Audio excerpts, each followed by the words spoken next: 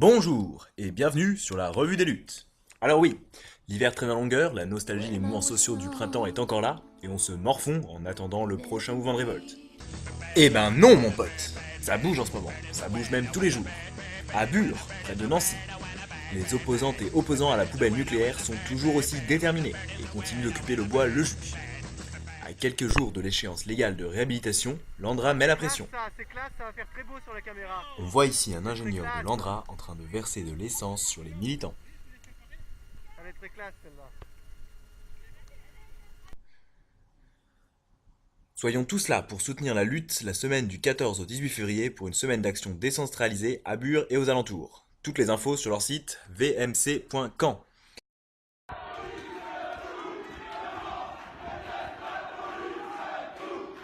À Lyon, aujourd'hui même, commence un week-end d'action contre le FN et les présidentielles avec en guest star Macron, Le Pen et Mélenchon.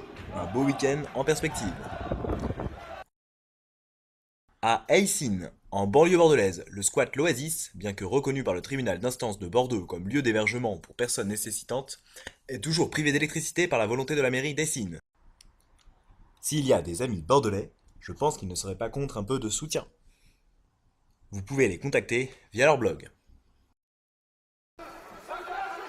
Nantes. Hier soir s'est déroulée une manifestation sauvage suite à la venue de Jean-Yves Le Gallou, un fasciste reconnu, soutenu par le groupuscule néo-nazi GUD. Il venait animer une conférence sur les dangers de l'immigration. Je rappelle que le 25 et 26 février, un week-end de mobilisation contre l'extrême droite est d'ores et déjà programmé avec une grande manifestation de rue et des actions. Madame Le Pen sera présente le 26 pour un grand meeting électoral. Venons nombreuses et nombreux. Sinon, à l'étranger, ça dépote bien aussi. Au Mexique, suite à l'annonce du gouvernement de la hausse des prix de carburant,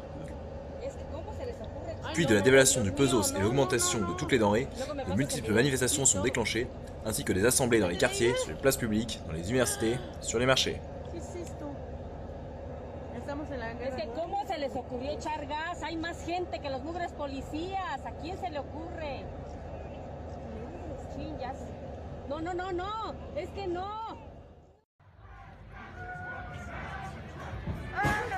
États-Unis, il y a 3 jours, plus de 1500 personnes se sont rassemblées pour dire non à la venue d'un journaliste d'extrême droite venu tenir une conférence dans une fac. Pour ressemblance, un énorme feu de joie a été lancé, des banques et autres symboles du capitalisme ont vu leurs vitrines tomber.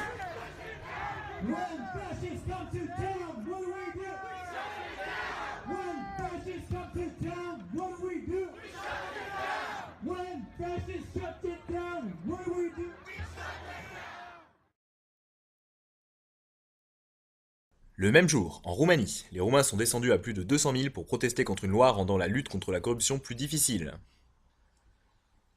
Après 5 jours de manifestation, le Premier ministre a finalement renoncé. Voilà, c'est tout pour cette première vidéo, pas exhaustive du tout. Si vous souhaitez en apprendre plus sur les luttes citées, de nombreux liens sont à votre disposition sous la vidéo. Bisous à tous et bonne lutte.